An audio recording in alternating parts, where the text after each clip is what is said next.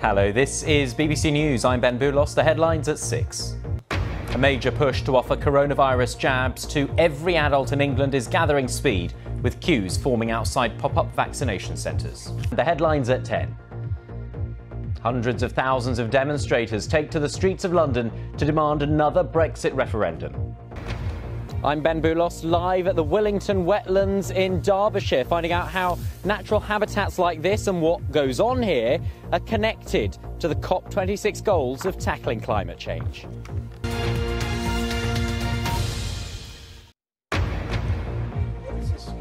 Hello, I'm Ben Boulos, live in Leigh-on-Sea in Essex, where the killing of the MP, Sir David Amess, is being treated by police as a terrorist incident.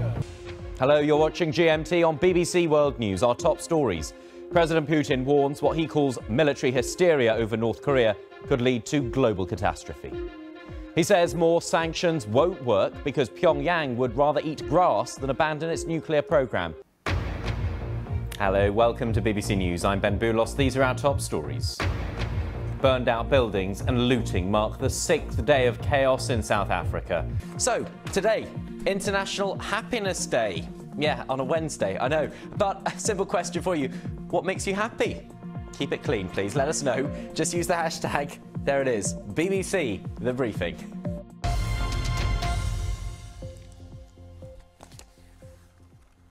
Hello, I'm Ben. Welcome back to BBC World News America. In India, police in the capital Delhi have decided to allow thousands of farmers to enter the city to protest against new farm laws. Also on Global, the worrying spread of beauty cyberbullying. A quarter of teenage girls and young women in the UK have been attacked online for the way they look. So what can be done to tackle the beauty trolls? This is Global.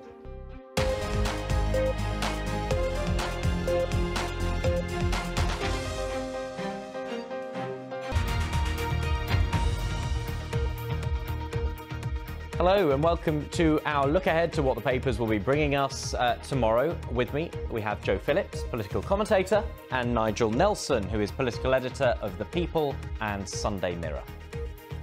Many of tomorrow's front pages already in. The Prime Minister pictured alongside her deputy on the front of the Sunday Times. It reports senior ministers say May's days are numbered and David Lidington is named as an option to replace her.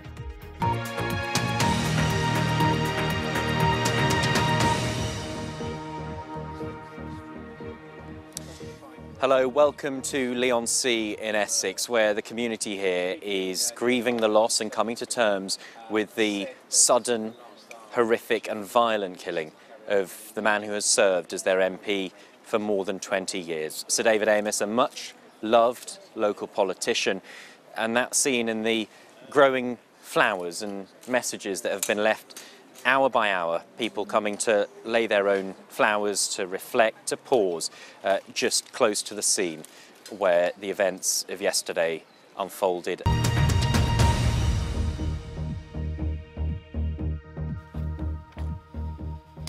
Hello and a very warm welcome to the programme. We start this hour with breaking news, and Taliban fighters in Afghanistan have captured the country's second city, Kandahar, in what is a major success for the militants. Let me just bring you a line coming into us from the Home Secretary, Amber Rudd, who will be attending that emergency cabinet meeting. Amber Rudd has said, "I know that some people will only just be waking up to the news of the horrific attacks in Manchester last night." She says this was a barbaric attack deliberately targeting some of the most vulnerable in our society, young people and children out at a pop concert, as David was referring to just a moment ago. You're watching BBC News. Just to let you know, if you're joining us, what you're seeing now, live pictures from Paris, where those deadly attacks have happened. Some breaking news in the last few minutes. North Korea says it has conducted a successful hydrogen bomb test. Colorado Springs police say they are responding to reports of an active shooter at a Planned Parenthood clinic. Some breaking news to bring you. If you've been trying to send messages on social media, WhatsApp and the like, you may be having problems, but you are not alone. This is because 3 major social media sites owned and operated by Facebook are suffering an interruption to their service.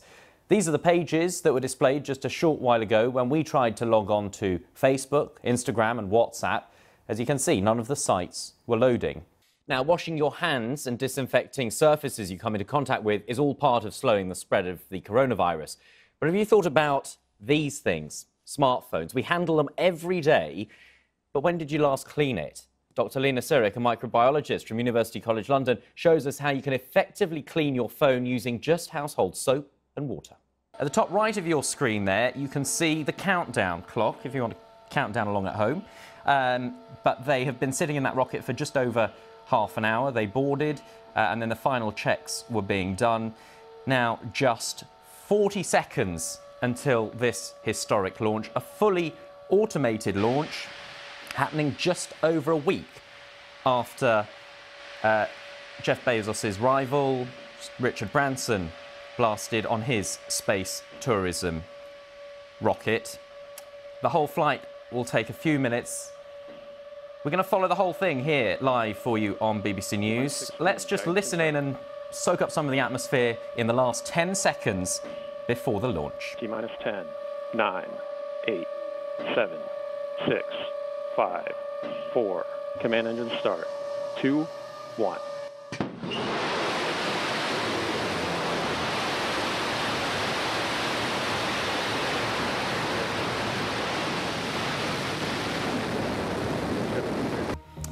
Hello and a very warm welcome to the programme, whether you're watching in the UK or around the world. Day 3 at the Tokyo Olympics is now well underway and the medals are coming in thick and fast. Some breaking news from within the last few minutes.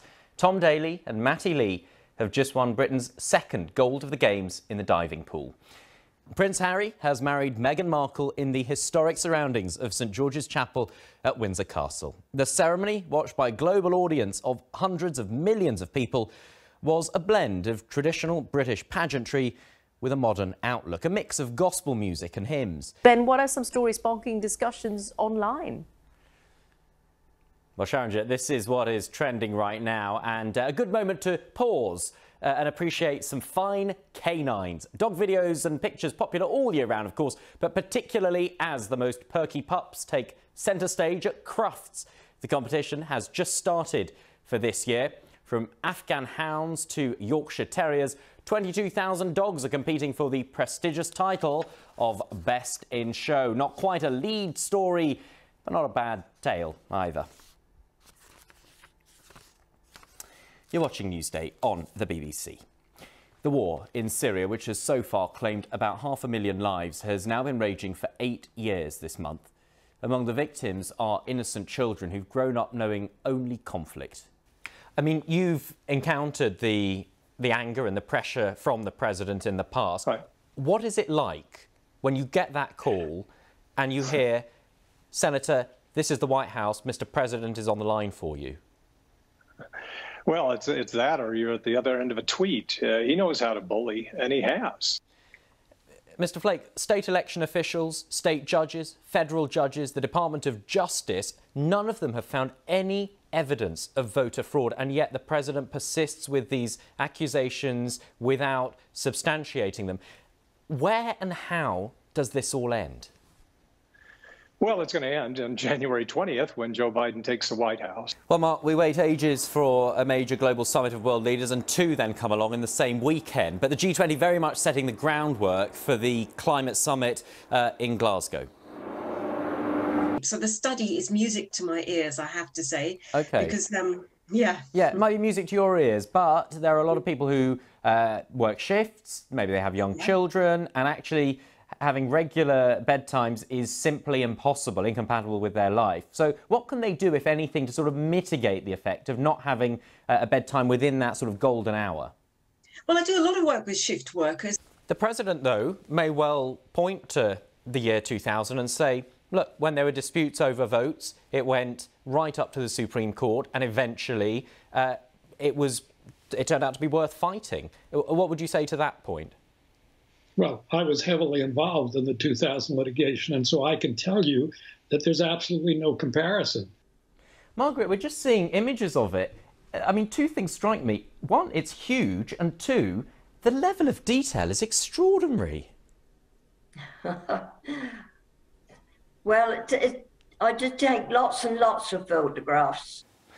Grigor, just before we finish, I want to ask you about something that's a matter of controversy. It divides opinion strongly. The tracksuit you wore at last year's Australian Open, are we going to see something quite as spectacular this year?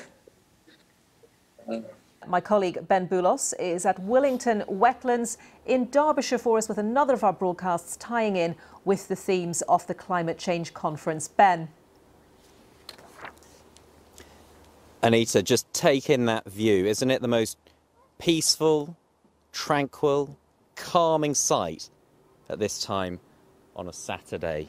Yeah, the Willington Nature Reserve in Derbyshire, in the heart of the English countryside. And my goodness, this place feels so far removed from Glasgow, the COP26 summit happening some 300 miles north of here. But natural sites like this one are directly linked to efforts to tackle climate change.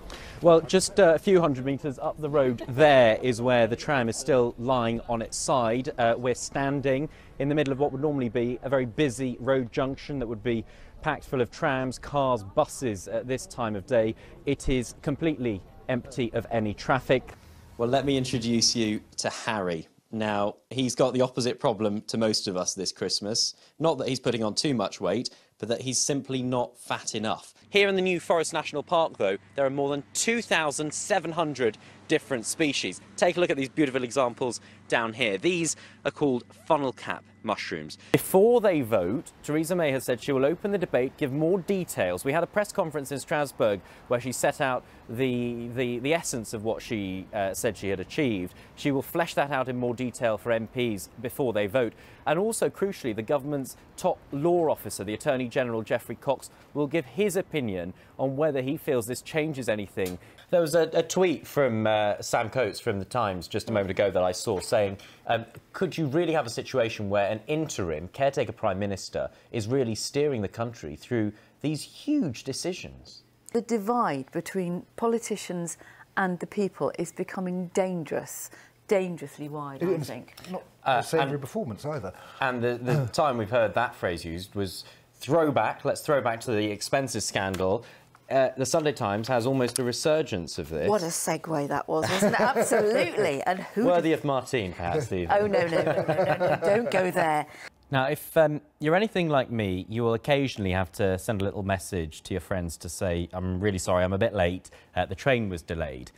How about this one for you? A rail operator in Japan has apologised after a train left the station 25 seconds early. It said the great inconvenience it placed on its customers was truly inexcusable. Now, there are some phrases you never expect to say during a news bulletin, and here's one of them. A retired Belgian racing pigeon has fetched a record price in an online auction. The final price for Armando was $1.4 million. Oh, Ben, I'm having a difficult time hacking this pineapple. I can't even twist it open. Twist it, Rico. Come on, twist. My God. I'm having a difficult... Put some effort in. Come on.